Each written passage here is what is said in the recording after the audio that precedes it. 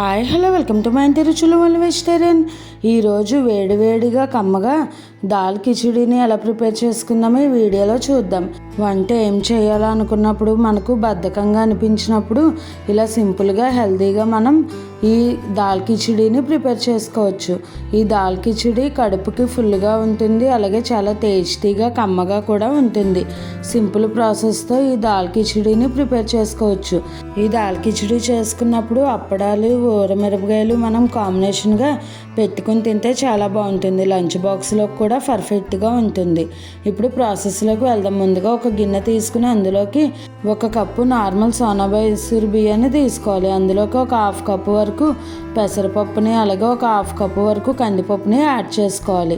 ఈ కందిపప్పు నేను ఎర్ర కందిపప్పుని తీసుకున్నాను, మీరు నార్మల్ కందిపప్పునైనా తీసుకోవచ్చు. నేను ఇలా 2 రకాలుగా తీసుకున్నాను, లేదంటే మొత్తం కందిపప్పునైనా తీసుకోవచ్చు, మొత్తం పెసరపప్పునైనా కూడా తీసుకోవచ్చు. ఇప్పుడు వీటిని అన్నిటినీ కూడా 1కి 2 సార్లు శుభ్రంగా వాష్ చేసుకోవాలి. రైస్ని పప్పుని కూడా ఇలా కడుక్కున్న తర్వాత మనం తగినన్ని వాటర్ పోసుకుని ఈ పప్పు బియ్యాన్ని ఒక అరగంట సేపు నానబెట్టుకోవాలి. అప్పుడు మనకు రైసు పప్పులు పర్ఫెక్ట్గా మెత్తగా ఉడుకుతాయి మనం కుక్ చేసుకునేటప్పుడు. ఇలా ఒక అరగంట సేపు ఈ బియ్యాన్ని పప్పుని నానబెట్టుకున్న తర్వాత నెక్స్ట్ ప్రాసెస్లోకి వెళ్దాము. ఒక అరగంట అయిన తర్వాత మనం ఈ దాల్ కిచిడీని నేను కుక్కర్లో చేస్తున్నాను. సింపుల్గా అయిపోతుంది, అలాగే ఫాస్ట్గా కూడా అయిపోతుంది. ఇప్పుడు ఒక కుక్కర్ తీసుకుని అందులోకి ఒక 4 టీ స్పూన్స్ వరకు ఆయిల్ని వేసుకుని 1/2 టీ స్పూన్ జీలకర్ర, ఒక 2 రెమ్మల వరకు కరివేపాకుని వేసుకుని తర్వాత ఒక 2 ఉల్లిపాయలని ఇలా చిన్న ముక్కలుగా కట్ చేసుకుని వేసుకోవాలి. ఇప్పుడు వీటిని అన్నిటినీ కూడా ఒకసారి మిక్స్ చేసుకుని ఫ్రై చేసుకున్న తర్వాత ఇందులోకి ఒక 3 బాగా పండిన టమాటాలను చిన్న ముక్కలుగా కట్ చేసుకుని వేసుకోవాలి. ఇలా కొలతల లెక్కనైతే 1 కప్పు ఉల్లిపాయలు, 1 కప్పు టమాటా ముక్కలు సరిపోతాయి.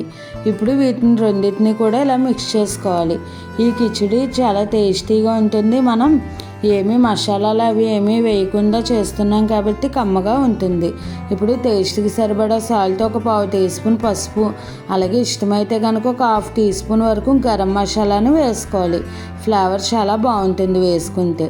ఇప్పుడు వీటిని అన్నిటిని ఒకసారి మిక్స్ చేసుకుని తర్వాత ముందుగా మనం నానబెట్టి ఉంచుకున్న బియ్యం పప్పు మిశ్రమంని వేసేసుకోవాలి. వాటర్ తీసేసి ఓన్లీ ఈ బియ్యం పప్పునే వేసుకుని వీటిని అన్నిటిని ఒకసారి మిక్స్ చేసుకోవాలి.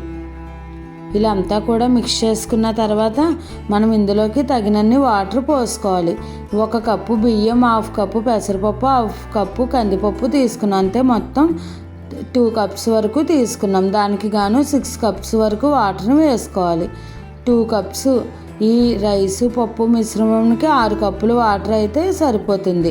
మరి తర్వాత మరలా మనం వాటర్ని యాడ్ చేసుకోవాలి. ఇప్పుడు అన్నీ వేసేసుకుంటే కనుక విజిల్ వచ్చినప్పుడు పొంగిపోతుంది. అందుకని ఇలా 6 కప్పుల నీళ్ళని వేసుకుని ఇలా అంతా ఒకసారి మిక్స్ చేసుకుని సాల్ట్ సరిపోయిందో లేదో టేస్ట్ చూసుకుని మూత పెట్టేసుకుని ఒక 3 విజిల్స్ రానిచ్చుకోవాలి. 3 లేదా 4 విజిల్స్ వస్తే పప్పు బియ్యం అన్నీ కూడా మెత్తగా ఉడికిపోతాయి. ఇలా విజిల్స్ అయిపోయిన తర్వాత స్టవ్ ఆపేసుకుని విజిల్ చల్లారేంత వరకు వెయిట్ చేసి తర్వాత మనం మూత తీసి సర్వ్ చేసుకోవడమే. చూసారు కదా, ఇలా నాకు 3 విజిల్స్ విజిల్ చల్లారిన తర్వాత ఒక్కసారి మూత తీసి అంతా ఒకసారి స్మాష్ చేసుకోవాలి. ఇలా మనం గరిటెతోనే కలుపుకుంటూ ఒకసారి స్మాష్ చేసుకోవాలి. మరి పొడి పొడిగా ఉన్నా కూడా బాగుండదు. చూసారు కదా, వేడివేడిగా తినేస్తే కనుక ఈ కన్సిస్టెన్సీ సరిపోతుంది. లేదంటే మళ్ళీ మనం వేడి నీళ్ళు యాడ్ చేసుకోవాలి. మరలా ఇది చల్లారిపోయాక గట్టిగా అయిపోతుంది. మనం లంచ్ బాక్స్లోకి పెట్టినప్పుడైనా కూడా కొద్దిగా పల్చగానే పెడితే పిల్లలు తినే టయానికి సెట్ అయిపోతుంది అంతా. నేను 6 కప్స్ వరకు ముందు వాటర్ వేసాను. మరలా 3 కప్స్ వాటర్ మరిగించి వాడుతున్నాను. మొత్తం 9 కప్స్ పట్టాయి వాటర్ నేను తీసుకున్న ఈ క్వాంటిటీకి, ఈ కన్సిస్టెన్సీ రావడానికి. ఇలా ఉంటే కనుక చల్లారిన తర్వాత కొద్దిగా గట్టిపడి పర్ఫెక్ట్ కన్సిస్టెన్సీ వస్తుంది. ఇలా వేడివేడి నీళ్ళు పోసుకున్న తర్వాత ఇలా ఒకసారి ఉడికి పట్టిన తర్వాత మనం దీనికి మెయిన్గా తడకాని పెట్టుకోవాలి. ఈ పోపు కంపల్సరీ పెట్టుకుంటేనే దాల్ కిచిడీ ఫ్లేవర్ చాలా బాగుంటుంది. ఇప్పుడు ఒక ప్యాన్ తీసుకుని ప్యాన్లోకి ఒక 2 టీ స్పూన్స్ వరకు నెయ్యిని యాడ్ చేసుకుని నెయ్యి మెల్ట్ అయిన తర్వాత ఇందులోకి మనం ఒక 10 వెల్లుల్లి రెబ్బల్ని ఇలా చిన్న ముక్కలుగా కట్ చేసుకుని వేసుకోవాలి. ఇందులోనే ఒక చిటికెడు జీలకర్ర, ఆవాలు, మినపప్పు వేసుకుని తర్వాత 2 ఎండుమిర్చిని కూడా వేసుకుని వెల్లుల్లిపాయలు దోరగా ఫ్రై అయ్యేంత వరకు ఫ్రై చేసుకోవాలి. ఇలా కలుపుకుంటూ వెల్లుల్లిపాయలు దోరగా కలర్ చేంజ్ అయ్యేంత వరకు ఫ్రై అయిన తర్వాత మనం దీనిని స్టవ్ ఆపేసుకోవాలి. స్టవ్ ఆపేసుకున్న తర్వాత ఇప్పుడు ఇందులోకి 1 టీ స్పూన్ వరకు కారాన్ని వేసుకోవాలి.